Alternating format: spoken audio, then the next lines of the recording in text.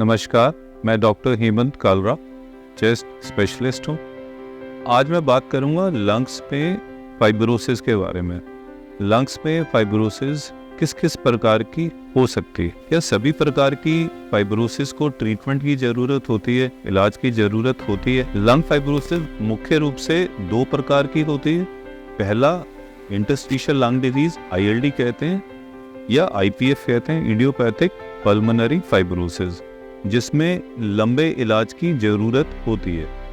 IPF को छोड़कर जो बाकी इंटरस्टिशियल लंग डिजीज होती हैं, बाकी जो ILDs होती हैं, उनमें अगर आप जल्दी ट्रीटमेंट शुरू करते हैं तो फाइब्रोसिस होने से रोका जा सकता है। जो दूसरे प्रकार की फाइब्रोसिस होती है उसमें लंबे इलाज की ज़रूरत नहीं होती या इलाज की ज़रूरत होती ही नहीं है।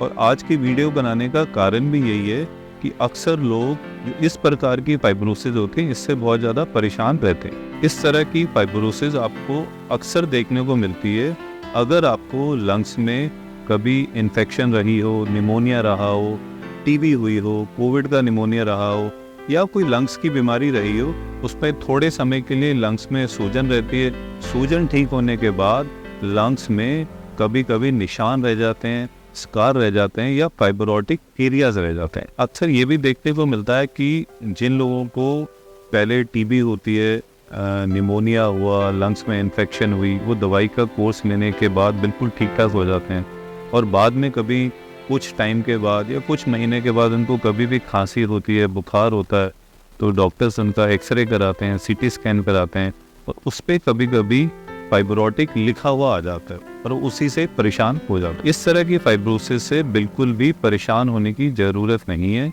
ये उसी तरह से है जैसे आपको कभी आपके शरीर में चोट लगती है, चोट लगने के बाद निशान रह जाता है। जैसे स्किन में कभी कभी चोट लगती है, चोट ठीक हो जाती है थोड़े टाइम के बाद, हफ्ते के बाद, 2 हफ्ते के बाद ठीक हो जाती है और उसमें निशान रह जाता है।